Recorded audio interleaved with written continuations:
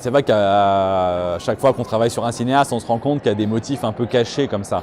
C'est-à-dire qu'il y a les thèmes évidemment qu'on reconnaît, les thèmes officiels, et puis tout d'un coup il y a des motifs, des choses un peu secrètes qui reviennent de film en film.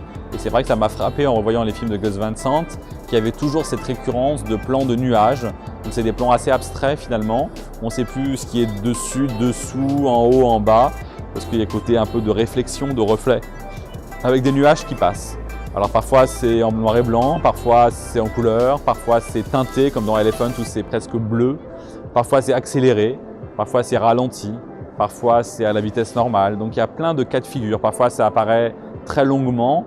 Dans Jerry, c'est un film sur le désert, sur la nature, donc les plans avec les nuages durent très longtemps. Parfois dans Psychose, qui est une copie du film d'Hitchcock, il n'y a a priori pas de nuages, mais il y a des incursions très rapides, très speed, très courtes de nuages.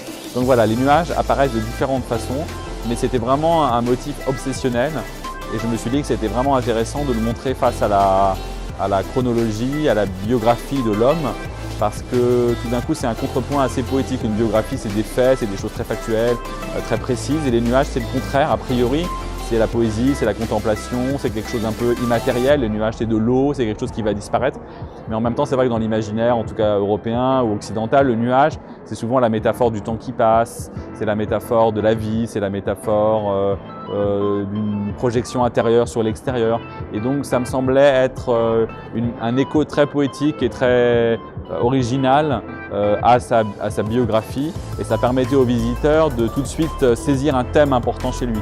Une expo c'est aussi ça, c'est pouvoir ensuite permettre aux visiteurs de revoir les films en pouvant mieux identifier certains thèmes mais aussi certains motifs formels, et tout d'un coup les nuages je pense vont sauter aux yeux des spectateurs parce que c'est quelque chose qui revient, qui est très discret. C'est un peu comme lui, c'est aussi une sorte de métaphore de lui, c'est à la fois très discret, assez doux, mais c'est toujours présent comme ça, et ça, je pense, permet d'ancrer les films dans cette poésie.